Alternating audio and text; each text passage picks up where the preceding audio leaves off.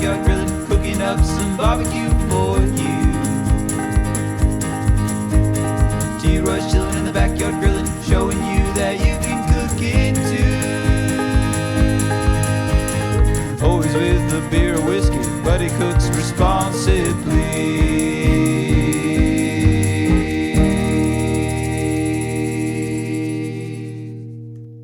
Hey everybody, welcome to T-Roy Cooks. I appreciate you joining. Folks, we've got the gentleman here from Trail to Austin joining me, Bob, and Bob's going to do me an interview over here real quick. Bob, why don't you tell my fans a little bit about your podcast and tell them how they can get in touch with you. Sure. We do a podcast where we try to talk to interesting people of Austin and try to find out a little bit about how they wound up here in Austin, because it seems like this is the epicenter of the universe where everybody wants to move to. So find out what attracted them here, what makes them survive, thrive here, you know, what's good, what's bad, and just a little about the fun they have in Austin, some of the cool things they've seen, and, you know, try to get to know the people themselves, you know, and find out what they're all about. Well, I appreciate you coming over and interviewing me today, and I'm going to try to include this whole interview on video for all my fans out there on YouTube. And I'll be sure and put a link to his podcast down below in the description box, so go check that out. Just hit show more down below. You ready to get to it? I'm ready. All right, let's go. Let's do this. I'm good. Yeah, I am too. I just usually take just take a couple deep breaths before I start this. Well, that's me. I'm telling you, I usually do 4 or 5 takes at the beginning. My hardest part is the beginnings and the endings of my videos. Mine too. And you know what everybody's made fun of me about is I forget to introduce myself. Yeah. I'll introduce everybody else, but they're like, you never say your name. Mm-hmm. So, all right. Hi, and welcome to the Trail to Austin, a place to get to know the people of Austin and how they became the people of Austin. This is your host, Bob Morris. If I sound a little different today, we're using a little different mic setup, and we'll see how that works out and see if everybody's happy with that. Today, Joel had a little family emergency, so he won't be joining us, but best wishes to him and his family. We'll see where, I'm sure he'll be back next time, and, I wish him nothing but the best. I'm not at the deli today. We are traveling again, and yet another outdoor podcast, which I never thought I'd be doing outdoor podcasts, but hey, it's working out that way. So today I'm up in North Austin with the gentleman who is the creator of the very popular YouTube channel, T-Roy Cooks. He has a ton of subscribers, and I really enjoyed his videos because he comes off very genuine, authentic, and just seems like he really enjoys what he's doing, so it makes it easy to watch. So with that, I'd like to welcome Troy Smith. I appreciate you having me on here, Bob. Can't believe you found me out there on YouTube land and decided to do an interview with me. I appreciate it. Oh, it's no trouble at all. I mean, it was a lot of fun. I saw the story that was on KXAN, I think it was, and Also did the live radio KLBJ. Yeah. A little while back. That was fun. Yeah, and I thought, well, that's interesting. At that time, I didn't have a podcast, so I was like, I went out and started watching your videos and was having some fun with it. But then I thought, once I started this, I thought, well, there's somebody I'd like to talk to, because they give you 2 minutes on KXAN or something like that. And I thought, well, wouldn't it be interesting to do a little more long form and find out a little more about the behind the scenes and how this all came to be and stuff like that. Should be fun. I appreciate you coming. Yeah, no problem. So for my listeners, who may or may not have much of your background, I'm thinking you, by the accent, you're from a little east of Austin? Just a little bit. I grew up in Baton Rouge, Louisiana. Yeah? So I've got that Cajun background in my cooking, Yeah, excellent. So how did you wind up making your way to Austin?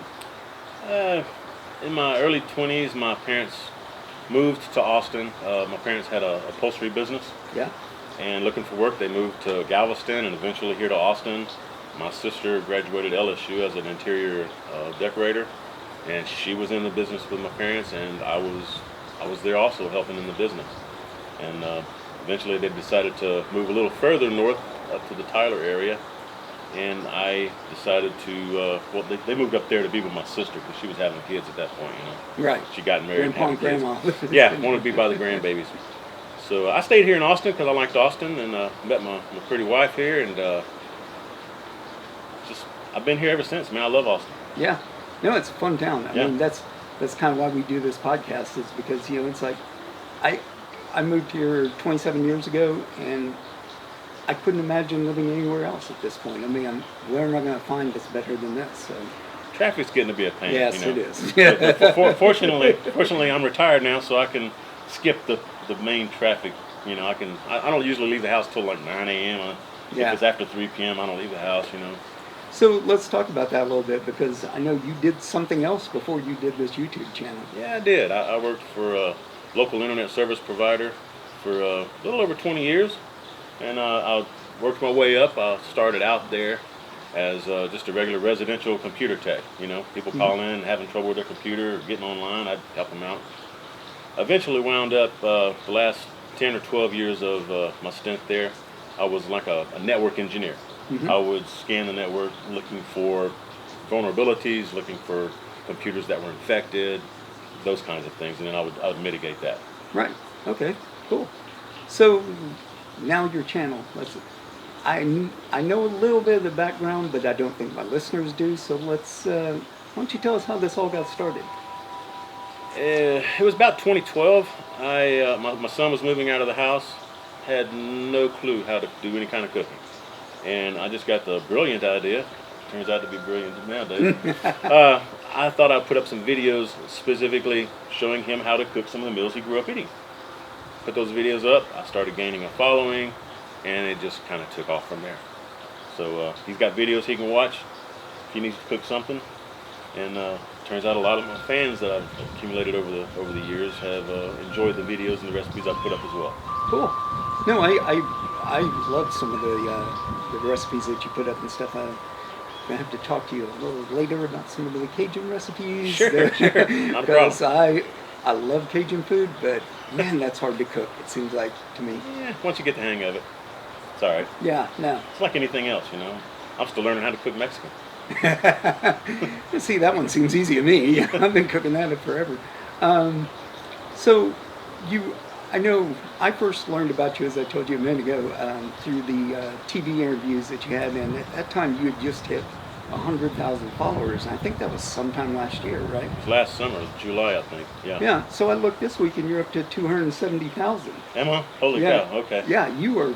I mean, Last time I looked, it was like 260 or something, but I'm gaining about 10,000, 12,000 subs a month.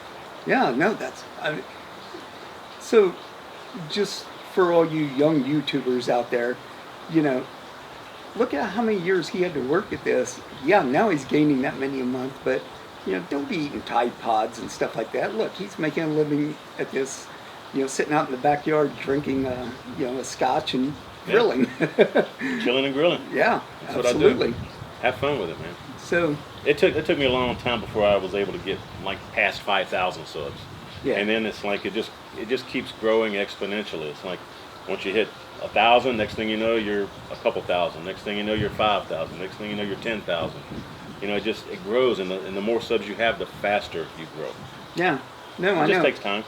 Well, I noticed you've been real friendly to other YouTubers and stuff like that, helping them out. And Yeah, I enjoy paying it forward. I had some of the bigger YouTube channels help me when I was a younger channel, and I'm in turn now helping out the younger channels that I follow, that I like, and I think they've got some promise. It's a lot of the people that start YouTube don't follow through. They don't stick with it because they get disappointed and they're not getting subs fast enough. So I kind of wait until they are past 1,000 sub threshold or 1,500 subs, and maybe a year into it before I'll start helping them out. yeah, no, it But makes sense. But I got a bunch of them that call me or email me or direct message me on social media, asking me questions all the time. Yeah, it makes sense. I mean, it's. I know I told you earlier. You've got to enjoy what you're doing, first off, and then it's just the reps. You just keep doing it and keep doing it, and if you're enjoying it, it's no big deal, to do those reps and keep going, and eventually, people will like you or they won't. But you've got, as long as you're enjoying it, it's no kind of hassle to do the reps as much. Yeah, a lot of the channels out there that do get larger, they wind up getting more focused about the money aspect of it. Yeah. And to me, that takes the fun out of it. Yeah. So I don't worry about the numbers. I don't worry about the money. I just enjoy what I'm doing. I have fun with it, and hopefully that comes through on video. That's what we're doing. You know, Yeah. We're just trying to have fun. I mean, we go talk to people, and it's fun. You know, I get to learn about all kinds of different people and what their background is and what their, where they come from, and just, it's nothing more than sitting down and having a conversation with somebody. I mean, yours is different. You have to show people how to do stuff. So. Luckily, I know how to edit though. I can edit those bad things out. Yeah, and make sure the bloopers. Sometimes I'll put bloopers at the end. But well, that's what I was going to ask you. Have you ever put together a blooper reel? No, I haven't. No. Oh, you should. Yeah, funny. I've had people ask me. It's usually something stupid like a dog barking in the background though. No, I want to see you like drop a rack of ribs or something and be like, ah!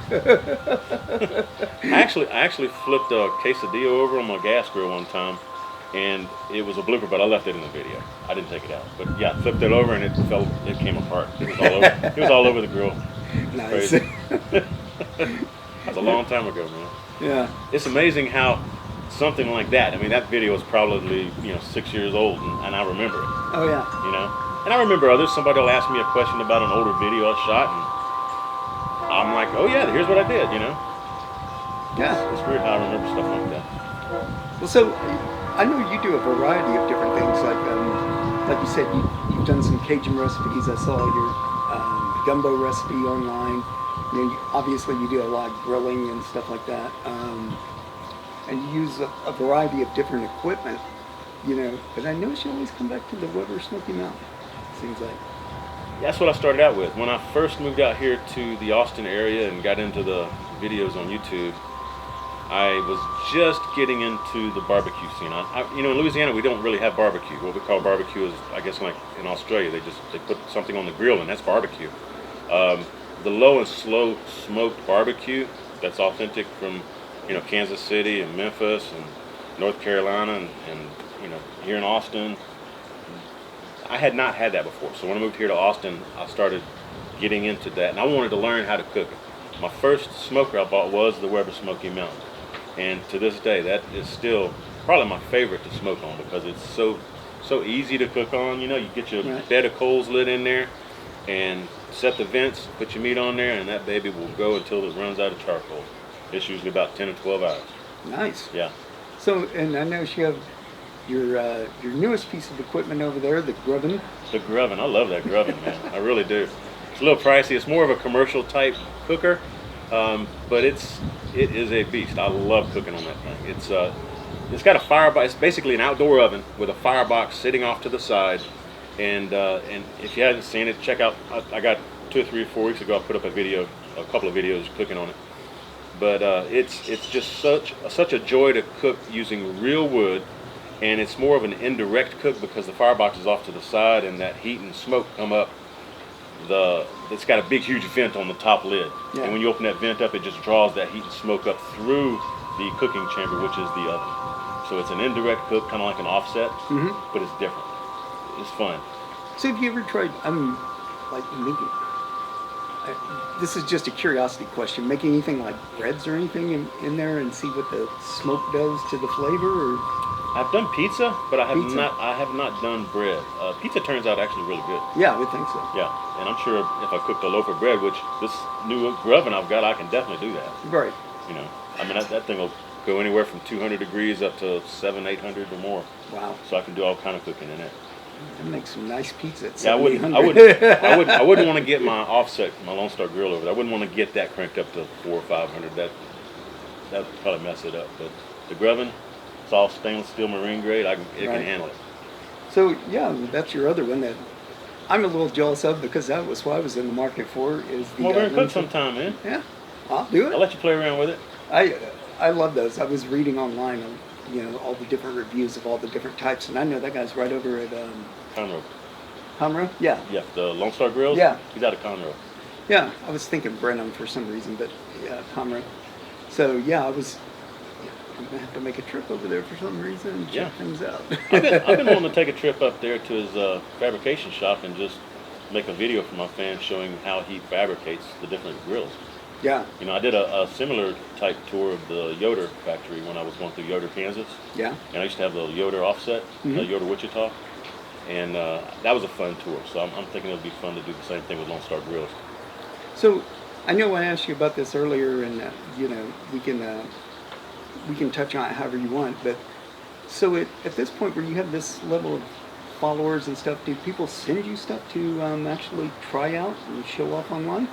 I've got fans that make rubs and sauces, and they send me some every once in a while, and also companies. Yes, companies are contacting me all the time. I turn 99% of them down though because I don't want to bog my channel down with a bunch of Right. No, that ad makes sense. advertising kind of stuff. You know, just if I like something, you know, and the company sends me something, if I like it, I'll go and buy it myself and use it on video when I want to use it. Okay. You know, I don't want to have to be indebted to a company. No. You know, saying, you know, you're going to make, you know, 3 videos the next 3 months of this product. I'm like, no, this is my channel. I do it the way I want. So and I noticed you saying this a couple times, but you get most of your stuff at HEB, right? I do. Yeah, I love HEB. Oh yeah. Now they're great for you people outside of Texas. Sorry, That's right. we've got a great grocery store here. You know, I went into them one time and just they didn't have it in the meat counter, and I said, I need some pork belly, and the guy says, come back tomorrow, and there it was. Yeah, so that's the nice thing about them. They can get you whatever you need, Yep. basically, and they, you know, everything's always fresh and looks It is. nice there. They've got a large selection too. That's what I like. Yeah. But I've got my butchers at HEB. I've got the phone number and on my cell, and I give them a Quick dial. call and yeah, hey, I'm coming in. Do you have this in stock? And Sweet. I need a prime ribeye or something. You know, so they've always got prime ribeyes, but like a prime brisket or something. You know, Yeah. So what are some of the unusual cuts of meat you cook? rib cap. I would say rib cap. Lobels of New York, and I'm still affiliated with them. You know, I'll call them and say, hey, I'm doing a cook. Do you want to provide the meat? And they're like, yeah, sure. When do you need it? You know, so it works out pretty well with them to have a meat purveyor that I can talk to, and they've got really, really nice beef. But rib cap, I would say. They sent me a rib cap one time, and if you're not familiar with what that is, it's basically a ribeye steak, and the center of the ribeye is the eye, and then you've got the rib cap, which is that area that goes around the eye.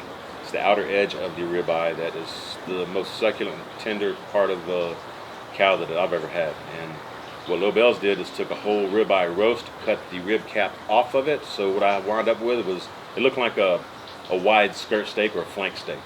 Nice. And I grilled that baby up. I think I made some kind of like a balsamic sauce or something for it, if I remember right. And that was some fine eating. And I want to say it was maybe Wagyu instead of just regular prime. Oh, nice. Wagyu is a little bit better. Yeah. Marbled. Yeah. No, Melt in your mouth, goodness. I know. So what's But, some of your other favorites you've? I wouldn't say favorites, but some of the other stuff. They've got this company out of California that's called Exotic Meats, and every once in a while I just get a wild hair and order like some alpaca or some weird exotic animal that I've never tasted. I'll order some of that meat and then I'll do a cook on it. I haven't done that in a while. I probably should do that again. But I remember alpaca was real grassy tasting. No, I know when we've gone to Colorado and stuff, I've eaten elk. Oh, Nothing that exotic. I love elk. Yeah, no, it was good though. It's excellent. So you've got quite the little setup here. You can rotate your grills around for your video shoots and stuff like that. Yeah, I used to have a Kamado Big Joe too, and it got to where it was the original model, and when I would have the lid open after it got hot, the spring was not strong enough to keep it up. So I would, trying to film a video, I'd have to hold the lid open with one hand or prop it up with a stick or something, which didn't look good on video. Yeah. Anyway, so because of that, because I couldn't keep the lid open when I wanted to while I was filming, I wound up selling it. Yeah. You know, it was a great cooker. I just got tired of messing with it. Yeah. No, you couldn't blame you. Yeah, You know, but yeah, the ones I do have currently out here, Lone Star Grills sent me that grill. The Grubbin folks sent me theirs, and the other ones I've paid for. Nice. So you have a variety of techniques you can use then, since you get all Yeah, that? I try to spread the love too. I don't if I just did a video on my Weber Smoky Mountain, next time maybe I'll cook on my Lone Star Grill, or I'll do something on my Weber kettle, or paper barrel cooker. I've got an assortment out here. I just try to spread the love. So, something I was thinking about, I meant to ask you earlier, and it was funny coming back to it. So, you did this stuff for your son. What does he think about all this now? He still eats out more than he cooks, but he's wanting to get into making videos because he can see I'm making money doing it, Right. And that's the reason a lot of people do get into it. I got into it because of my son, and I kept doing it because I enjoy doing it, and meeting the fans. I like getting out and meeting fans and stuff, and chit-chatting with them. I have the crawfish boils and different barbecue parties during the summer months, and all the other YouTubers that are doing this kind of thing, I'll invite them over. We'll have a yeehaw good time. But yeah, my son, he doesn't really cook a whole lot, so it was all for naught pretty much. Every once in a while he'll tell me he cooked one of my recipes and it turned out good, but that's rare. Yeah. So but it's not the, oh, Dad, you're embarrassing me kind of thing. No. It is kind of cool when I go walk through H-E-B and one of my fans recognizes me, or Yeah, I'm sure. or my butchers, of course. The managers at H-E-B all know me. I mean, a lot of people know who I am that work at H-E-B. But then just walking through the store, I remember one time I was just kind of cruising by the meat market and the seafood market over there at H-E-B, and I had my mom and my sister, and my brother-in-law with me, and my niece with me, and somebody walked up and was like, "Are you T-Roy?" And I'm like, "Yeah." And the rest of my family just split. They went away, And I stood there about 5 minutes just chit-chatting with a fan, Yeah. They know what happens, so. They're like, hey, but we got things to do. Yeah, we're going shopping. You have fun. So, I mean, you get recognized quite a bit, then? I'd say maybe once a week. Yeah. It's not that bad, Yeah? So you're saying it's kind of fun? Nobody's coming up and going, hey, why didn't you do this way or anything? Or? No, everybody's been super nice and very kind. I mean, I haven't run into anybody that's been obnoxious or anything. Well, that's one of the things that's one of the reasons I wanted to talk to you, and I'm sure that's one of the reasons that people are nice, is because you come off very authentic and genuine, and you are, from everything I've met, so far. It's like, same guy you see on videos, the same guy sitting next to me, folks. That's true. That's true. No difference. No. I just try to live life to the fullest. I enjoy helping people. I like teaching people things that I know to help them out when they're trying to attempt to cook or something. I'll try to give them some pointers so it makes their life a little easier, because I've been there and done that probably, So I enjoy the chit-chat back and forth with my fans and other YouTubers who are trying to get into it and have questions. I'm not really that much of a social person, to be honest with you. Right. But, you put me in front of the camera with some lights on me and I'm good to go. There you go. Yeah. No, that's always good. Never had stage fright. Yeah. I mean, that's kind of why we're doing this, is Joel is a musician and hosted the O. Henry Punt-Off for 20 years. So he's got no problem talking to anybody, and I love talking to people because I get to know new people all the time. And that's always fun to me because I get to explore new things. Like, I'm talking to you about barbecue. I talked about the guys last week about beer. Yeah, the Austin Brewery. Yeah, that was a nice interview you did with Mike down there. But yeah, no, it's just fun to get to do different things. So you said you have the other YouTubers over a couple times a year? Or? Yeah, I usually try to do at least a crawfish boil and maybe a barbecue, during the summer months when it's warmer. And what's really hard, though, is trying to get everybody to pin down the same date to be able to make it. Yeah. That's the difficult part, because usually I've got other YouTubers and they've got other plans. Like, some of them are doing barbecue competition cooking during those months, so they can't make it certain weekends, and others are taking vacations because their kids are out of school or whatever the case may be. Yeah. Yeah. No, I know you've. I've seen one of your videos where you had a bunch of them over here and made some stuff, and your wife, she's all good with all this, Once or twice a week, a month. Hang on, once or twice a year, she's fine with it. Okay. So it's. we don't mind hosting that many people. The hard part is the cleanup. Yeah. You know, no, that's it always, is. you know, but usually what's really nice about all the YouTubers that I hang around with, we all help each other. I mean, once we're done with that party, you know, everybody brings their cameras and shoots video and stuff. Once we're done, cameras are off, everybody's helping to pick up and do dishes and, you know, clean up everything. It's really nice.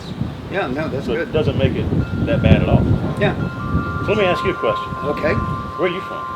I'm originally from Oklahoma. Are you? Yeah. Oh, man. Edmond. And they let you here in Texas, huh? You know, the funniest thing was, I got down here. The reason I moved here was I came to visit a couple of friends of mine from college, and within a year I found out there was 6 of us here. You know, and it just kept multiplying. Yeah. Yeah, I know. It's this part of Texas is really pretty.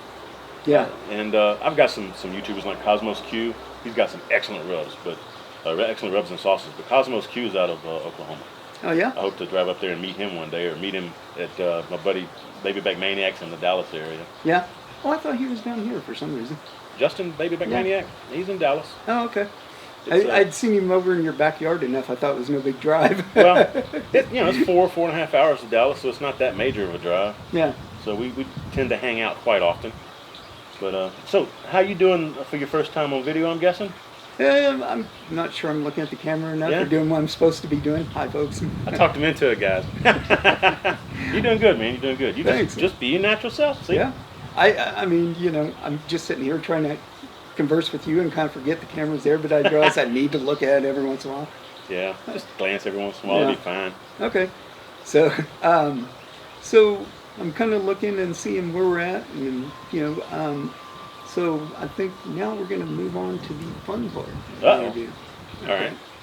So, what was your first experience like here in Austin when you got here? What was the first things you remember? Eating a Whataburger. I went and had a Whataburger hamburger. Yeah? We don't have those in Louisiana. It was pretty doggone good. Yeah? Yeah. No, they are. I enjoyed it. I mean, there's a reason they're the most popular burger place in Texas. Yeah. You know? So, what is your favorite place to go here in Austin? I don't really go out a whole lot. Mm-hmm. If I do,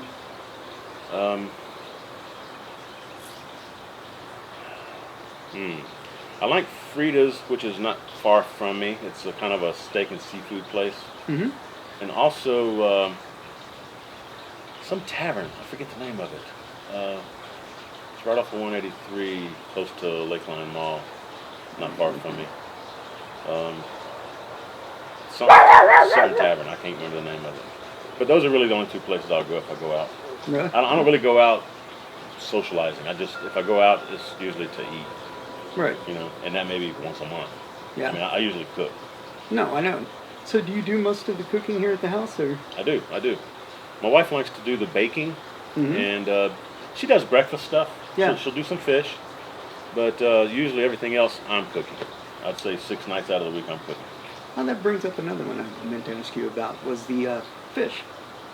So, I know I made smoked trout one time that was the biggest hit with all my friends of anything I've ever done. Do you do some of the stuff like that? I know you did smoked salmon. Do you do? I usually don't. I'm not a huge fish eater, Mm-hmm. and if I do get fish, I usually just grill it on my gas grill. And what's crazy though is my wife, the older she gets, the less she likes the smoked flavor. So she won't eat smoked fish. I mean, that smoked salmon, I'll wind up eating. She didn't want, she didn't want it. Well, wait a minute. How are you from Louisiana? You're not big on fish. Maybe I've had too much of it. I like fried fish. Yeah. But we're talking smoked. Yeah. No. Yeah, I'll eat all the fried fish you give me. Cool. So. Frog legs too. Frog legs, yeah. My wife discovered she loved those in France. She was like, I've never had frog legs, and these are good. Yep. I do love Cajun eating. I do love Cajun eating. We've got a Cajun store right up here on 620 in Palmer Lane. It's a little past, a little further west. But they sell squirrel, they sell frog legs, they sell all the Cajun supplies. There used to be one down by me where I went and got some tasso one time to make my red beans and rice, but they went out of business down there. Yeah, they closed that store down south. This is the only one they have open now. But that's where I go and get my crawfish and stuff. When I do crawfish boils. Yeah. Yeah, they got a good supply over there. So. Well, luckily here in Austin, it's almost as good as Louisiana, I guess, for being able to the availability of that kind of stuff. Because all my friends have crawfish boils. Even HEB carries the crawfish and stuff. And the only thing that my wife and I both love from Louisiana that we cannot get here in Austin is that French bread that they make boys out of. Yeah. I guess it's something in the water there, in the hard, they got very soft water in Louisiana. So I guess it's something in the water, and out here in Austin we have the harder water. It just doesn't make the same bread. Yeah, no, I know. I was talking to the guys at the brewery about the water because I knew there was a lot of Czech and German people here because of that, and it was because they could make the breads that they make back home, so that's why we have all the, what do you call those things, the stuffed, I'm drawing a blank. Yeah. The Czech. I know what you're talking about. I'm drawing a blank too. I want to say kielbasa, but that's not it. That's the sauce. Starts with a K though, doesn't it? Wow, that's just gone down my mind. Yeah. All right, so we'll just skip that, and then we'll go on to our next fun question. So, you've lived in Austin quite a while. Austin's motto is "Keep Austin Weird." What is the weirdest thing you've seen in Austin? Got a couple of things actually. I saw a Volkswagen Bug totally covered in grass. That was weird. I mean, actual real grass. Yeah. And also, my wife works around Shoal Creek. I was over there visiting her for lunch one day, and I saw probably like a 70-ish-year-old guy riding his bike down Shoal Creek in just his tighty-whities underwear. Well, down further south, they've got Fungi. Oh, yeah? Who rides his bike in a thong. Oh. That's a real treat when you run into him. Goodness. Leslie was pretty weird, too. Yeah. Yeah, God rest his soul. Yeah. There's no shortness of weird here. I mean, the one thing with all the people moving in here is it does change the personality a little bit, but there's still that quirky side. They're still here. Yeah, and it's a college town, so you get the younger folks in here, and they keep it weird, too. Yep, absolutely. So, as far as anybody wanting to move here, what advice would you give them other than don't? Everybody says don't. First off. Yeah, don't. We don't want no more. We don't want no more. Well, the weather is actually really nice. It's kind of gloomy today, but usually the weather is really nice. I will say it's fairly windy most of the time here, which is also nice in the way I look at it, because I don't get a lot of mosquitoes or flies or anything. At least it's breezy through here where I'm at. So I like the weather. I like the climate overall. All year round is really nice. The rain, when we get rain, it's usually raining pretty hard and then it moves out. It's not like it's lingering for any length of time, which sometimes does cause flooding. So don't move to any kind of flood zone. But there's a lot to do here in Austin. I mean, there's a ton of stuff. Whether you like hiking, biking, fishing, camping, anything outdoors, boating, you can do it all here. You get on the lake and get a pontoon boat and just have a yeehaw good time all day long, all weekend. Yep. And so finally, what is, outside of traffic, population, what's the biggest change you've seen since you've been here? Man, there used to be such a variety of open fields in the area, especially the north side of Austin. Just riding down some of the highways and looking at the rolling hills and plains of grass, or the wheat growing, or the corn growing, or cotton growing. A lot of that's being taken over now by subdivisions, business lots, which is kind of sad to see. I'm more of a nature kind of guy, so I like getting out on the back roads and actually looking at nature. Do you guys go out in the hill country very often, or stuff like that? We do, yeah, sure do. Yeah. I love going from like Fredericksburg all the way up to like Llano. Mm-hmm. That whole area. Real pretty. Yeah, we enjoy the drive to Bernie sometimes, where you take that back way over there. That's kind of cool. Yeah. Lots of hills and stuff. For sure, definitely. So, well, with that, I think we're going to kind of wrap it up here, but plug your stuff. That's what you need to do. All right, on YouTube, T. Roy Cooks, T-Roy Cooks. And I am on Facebook under Troy Cooks Good Food. I'm on Twitter. I think it's just T. Roy _Cooks on Twitter. Facebook's usually where you can find me. Other than that, YouTube. Okay. You know, that's my main outlets. Okay. Anything big coming up that you want to tell people to be You know on the lookout for? what's actually funny? A lot of these YouTubers, they'll plan stuff out months in advance, or they'll script what they're doing. Right. I just wing it, man. I walk in HEB and look and see what they have on sale. Decide, will that work on this cooker that I'm wanting to use this week? And just kind of, I like to wing it, so I don't really plan anything out. Big cooks coming up. The only thing I really plan on doing, and I don't have any idea when I'm gonna do it, I want to cook a brisket on my Lone Star Grill. That's the only thing I've really got You haven't planned. done one yet? I don't think I've done one. I was looking at the history on my channel, and I don't think I've done a brisket on my Lone Star Grill, and I've had it like a year and a half. Yeah. I need to do a That brisket would on have it. been the first thing I did on it. I know. Well, I like to start, when I get a new cooker, I like to do some smaller cooks to get used to it. Yeah. No, You know. that makes sense. Yeah, I'm surprised I haven't done a brisket, but one of my fans pointed it out, and I went back and looked, and I was like, sure enough, I hadn't done a brisket on it. So be looking for that. You've done some ribs, though. Oh, yeah. Yeah, I saw that. So, anything else you want to plug? Anything you want to ask me? What?